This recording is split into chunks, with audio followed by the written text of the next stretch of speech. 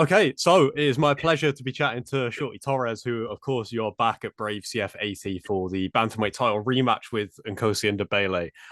We'll start there because I went back and watched an interview that you did not long after the first fight, where you were kind of accepting that the rematch might be next, but you weren't too enthusiastic about it because you felt that you had won that without the controversy that came kind of after it.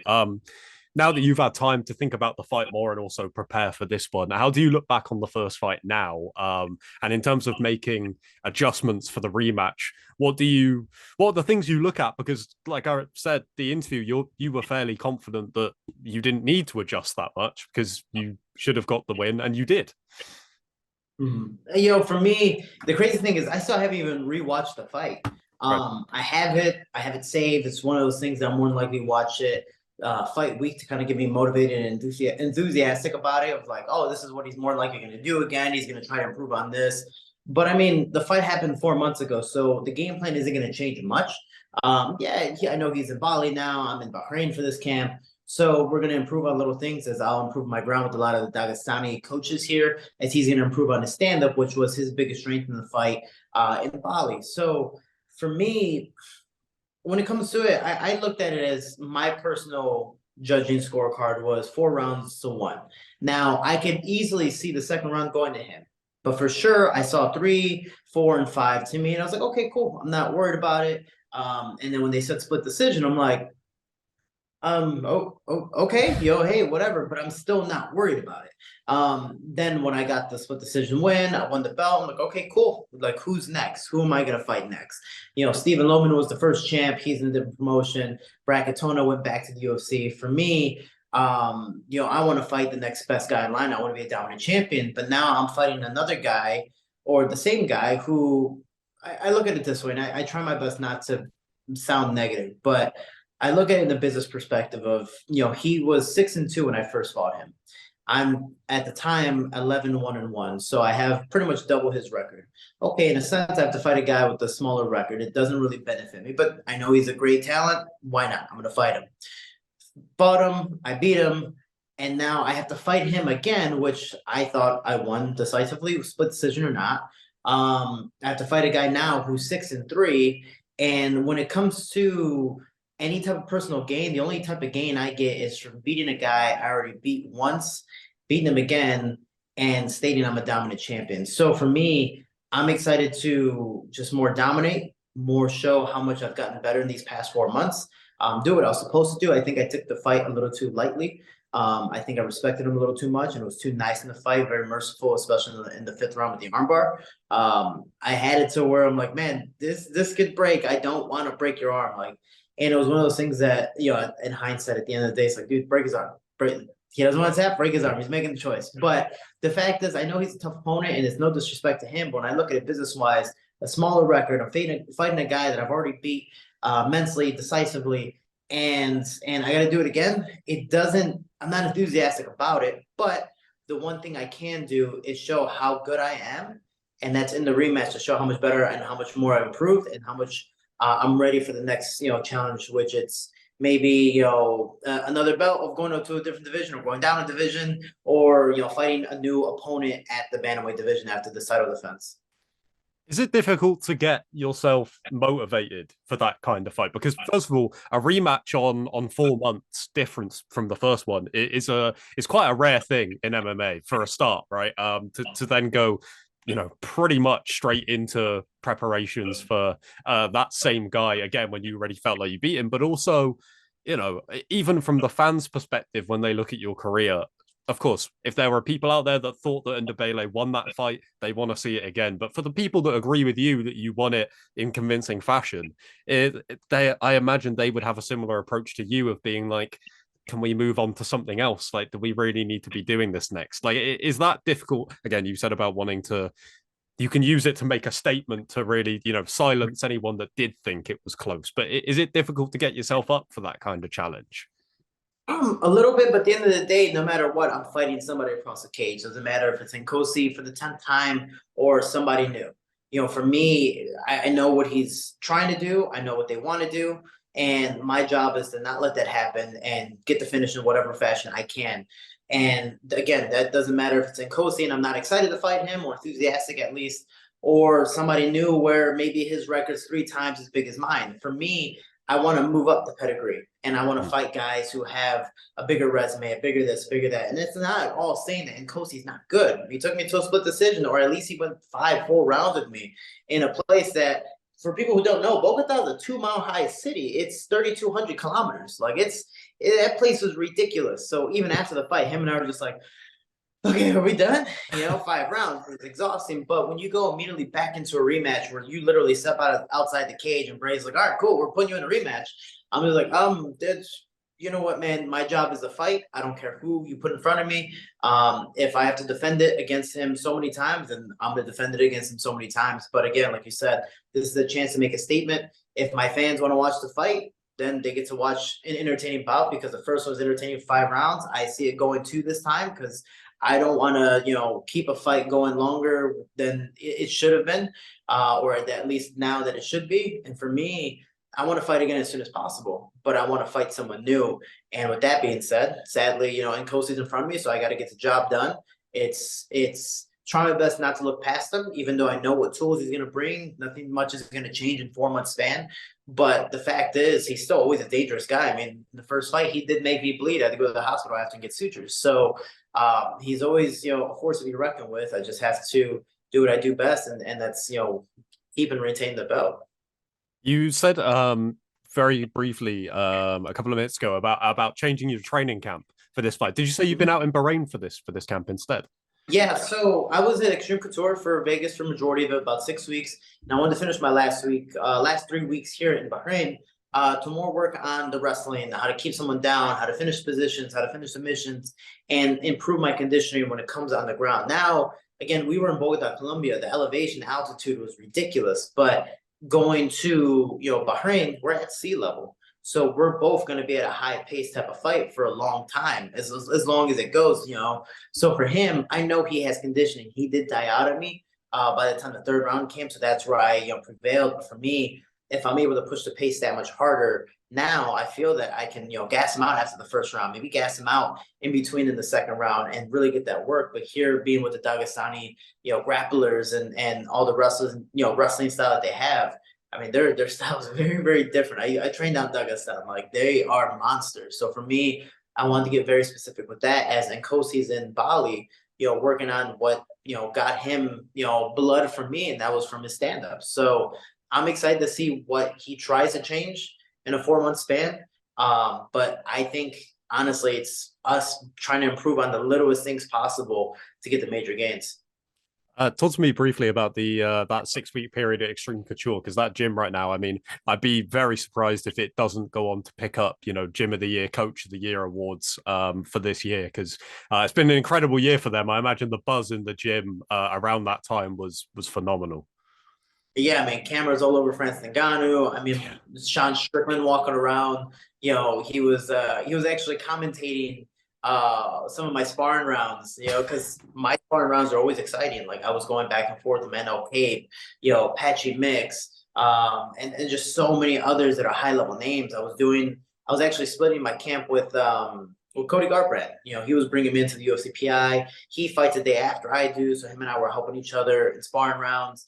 I mean, I was sparring with legends and future legends, champions and former and current champions. So for me, I got to have a lot of fun in this camp and really get acclimated to the different types of training partners that I was going to have. Patchy Mix being a very tall, lanky, jiu-jitsu type guy with a pressure fighting style. You have Mano Cape, who's pretty much just like me, a very good, speedy counter fighter that's very aggressive.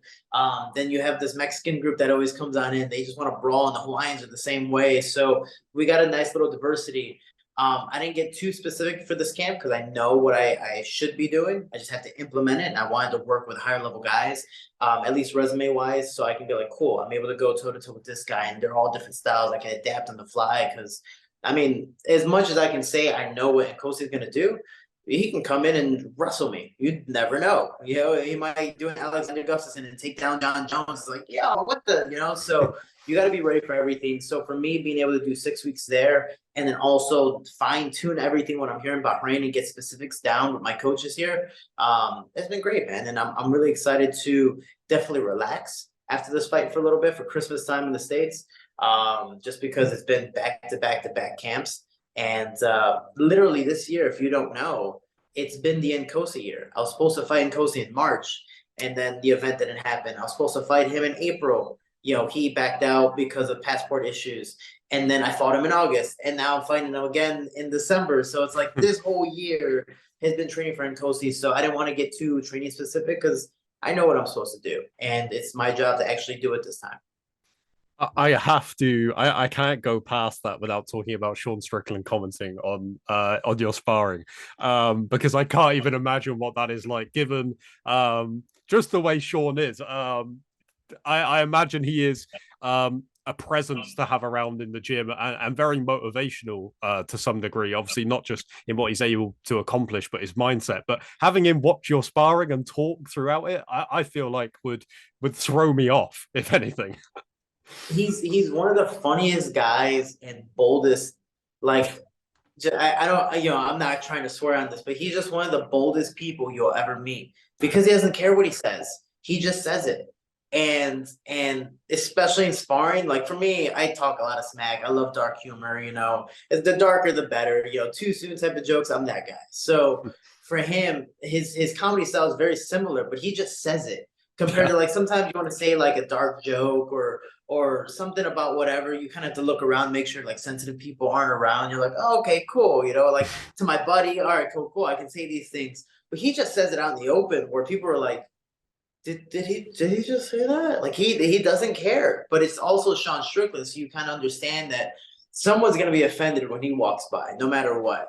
And when I remember when I was sparring, he's saying stuff, and it's just funny as hell. It's so funny to hear why, but I also like it because you have a champion, commenting on your sparring, and it's all positive in his words, and Right. it very specifically his words, like it's not the right way to say it, but you're like, I know exactly what you're saying, So he's just a guy that's always fun to be around, especially when you walk around and hear his interviews. Is man, he's just a character. And the funny thing, I think the funniest thing about it is Colby Covington he plays a character. Colby Covington, when the cameras are off, he's one of the nicest people you ever meet. And the camera comes on, he's that WWE persona, come on, Schnoozman, this, that, blah, blah, blah. Yeah. Strickland, he is that character. He plays himself. You turn the cameras off, he's saying the same exact stuff. Probably, if not even worse. He's probably been nice for the camera sometimes. So it's just, he's a fun person to be around. And, I'm happy that he was able to get the belt. Everyone at Extreme Couture has been super helpful. Patchy Mix, Francis Ngannou, Sean Strickland, all the other guys in different promotions claiming belts. Manel Cape making a return as well. So all these guys doing some really incredible fights, and then also help me in my camp. It's been a pleasure. I wanted to actually get your take on the Bellator PFL stuff, because obviously training with Patchy, but also I think you're one of the examples that people would think of when you think of one door closing and another opening, right? Because obviously the UFC run didn't work out the way that you wanted to, and everything that happened around that was all very strange at the time with the flyweight division.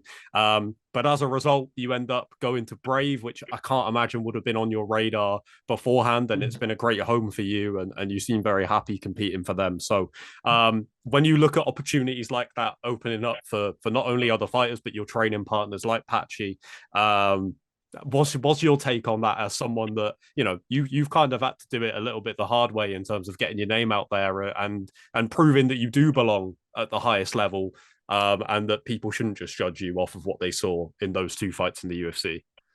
Yeah, man, that's the craziest thing and that's something I had to deal with mentally for myself when I had a lot of mental health traumas, especially UFC, father passing away, I lost my engagement. So I had a lot of things where it's like negativity, negativity, negativity. And with the UFC, it's like, am I really not that good? I had 2 fights in 1 month, Right. and pretty much, yeah, 1 month or 2 months really. And I had ultimatums, I had this, I had that, whatever excuse you can think of, to where it's like, that's not a training camp, or you shouldn't even be fighting. To where 33 fight winning streak, I fight Alex Perez, which is funny because him and I are good friends now. We pick on each other. He more picks on me. I was like, dude, you already beat me up. Like, do you have to keep on hitting me? But the thing is, I went through a lot, and it didn't work out well. Like you said, I received the short end of the stick, but I had to also realize that there are a lot of things out of my control. The flyweight division was already dying. I spoke out when I guess I probably shouldn't have, even though it was 100% the truth, and I got cut because of that. It wasn't solely because of my performance, but 2 bad performances, 9 days, 20 days, it is what it is. Now, when I looked at it, I remember doing the commentary for the very first Brave event. And they were telling me that, like, hey, you're in Titan FC. We want you to come to Brave. And I go, honestly, you guys are a very brand new promotion. I don't want to, say that I don't know what's going to happen in the future, but maybe you guys do 1 event and that's it. Maybe you guys do 10 events and you're like, okay, I call it quits. But now 80 events later, you see how much or soon to be 80 events later, you see how much they've grown. For me, I was like, my goal at the time, let me go to the UFC, get the respect, and hopefully get the money and the fame from it. But for me, when I got released, I'm like, whoa, I didn't get the respect, that's for sure. I worked really, really hard to create this substantial resume. I was on a 33 fight winning streak before I finally lost Alex Perez. And the UFC just didn't care. They treated me like some random guy. As when I learned the UFC kind of treats some of their guys like pawns, unless you're, the main people or close connections. And I was like, man, Brave really has treated me well. They've always wanted me. They give me a lot of respect. I know the owners to where I can message them personally. It's not like I can message Dana and ask them for advice or help or whatever. And man, when I came to Brave, I got the respect and notoriety that I expected from the UFC. I just was way better treated. I was given proper moments, proper fights, proper time, proper training camps, proper feedback, stuff, PR, stuff like this. I had them helping me compared to what I thought I was going to get in UFC was the complete opposite. I received literally the back end of everything. Could have been because I was a flyweight in the whole flyweight demise era, but it is what it is. But for me, you look at Patchy Mix, Sergio Pettis. Actually, I talked to the guys at MMA on Point because they do documentaries on this stuff. I was like, why don't you guys make a documentary of people who've left the UFC during the flyweight demise and look how successful they are? You look at myself, even though Patchy Mix wasn't part of the UFC, you look how famous he's gotten. You look at Sergio Pettis becoming the champion. You look at Jared Brooks, a guy I beat, who's now the ONE FC, I believe, strawweight champion. Demetrius Johnson, the flyweight champion. All these different guys that John Lineker, I think, is fighting for the bantamweight championship. All these different guys have gone to different promotions and have not just won their championships, but also made a lot more money. And that's the biggest thing. Like when I made it to the UFC, I'm thinking, I was like, hey man, I have this huge resume. Here's my, my card. And they're like, yeah, we're gonna give you the UFC, entry contract. And I'm like, this is for guys who have like, only 10 fights in the resume. I'm, at the time I had like 30 plus fights and, amateur to pro with all these world championships, title defenses. Like, yeah, we don't care. But now you look at PFL growing, people making $1 million. What was the guy who was it Sadabu, or I can't remember the guy who got knocked out in the UFC, and then now he's a PFL millionaire, and it's just like, or Derek Brunson saying it's like, dude, I made bank. That's awesome. It's like Derek Brunson was in the UFC for years, and then he wins one fight. And he goes, yeah, I'm happy. Or you look at other promotions, BKFC. Paige Van Zandt made more money in her first fight in BKFC than her entire UFC career. So it's like other promotions are doing so much more, and especially with the UFC kind of having trouble with the PFL now as a proper rival. You have boxing kind of semi coming back in the picture. You have BKFC kind of doing their thing. You have other avenues that are competing. You have Burger King, you have Wendy's, you have all these different places, not just McDonald's reigning king. So it's a nice mix up for everyone, especially for the fighters who, again, like myself, got the short end of the stick. And, I decided to go to Brave, and never know in the future I might be somewhere else. But right now I'm very happy. They take care of me very well. And, being the champ, living the champ life is always a nice thing. So why not? But I 100% would love, and all my friends, I've that whole Bellator Grand Prix tournament, I've trained with all those guys. So I would love to fight them one day. Like they're all friends, but because I want to fight you is because I know how good you are. I just want to test myself. Patchy Mix, Sergio Pettis, Juan Archuleta, Kyoji, Horiguchi, Danny Sabatello, Rafian Stotts, Enrico Barzola, Tiger, all these. I think there were so many more. Like there's so many guys in that Bellator division. I believe 100% that the Bellator bantamweight division is better than the UFC bantamweight division. They're just stacked, and the UFC bantamweight division is stacked too. So when it comes to that, I'm speaking very highly of Bellator bantamweight division. Yeah. It's exciting times, man. I mean, the idea of throwing you into that mix as well is absolutely crazy. Because, Liam, like you said, I think that if you were ever going to make an argument for someone being able to rival the UFC in terms of depth, that bantamweight division in Bellator, like you said, is crazy good. I'm telling you, you should, because Pache and I helped him, beat Rafian Stotts, and I helped him, for the Sergio Pettis fight. And he still needs to take me out for dinner. But with that being said, I was like, no, boo, you gotta take me out, no, boo. But with that being said, like, you should see the sparring rounds him and I have. Like, people stop and watch us spar.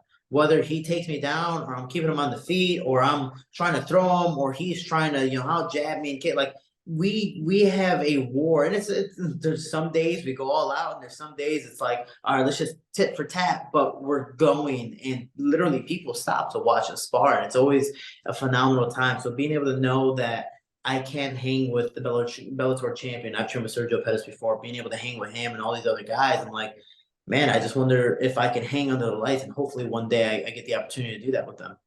Yeah, well, I'm happy to watch you compete in Brave, but now you've got me excited about the idea of seeing that one day as well. So, exciting things with this fight, but also for the future. Thank you so much for your time, my man. Again, apologies about the complications with time zones. It confuses me to this day, and I all the get it. best. I get punched in the head for a living. Trust me, I'm lucky that I have an alarm on my phone that like forces me, like, oh, I got this. So let me put on a shirt, this, Yeah, that. So I feel you, brother. I appreciate you. Thank you so much. And yeah, man, I'm here whenever. sweet. Thank you so much, man. All the best for your fight, and hopefully we'll catch up with you soon. Thank you, brother. Cheers. Cheers, man. See you later.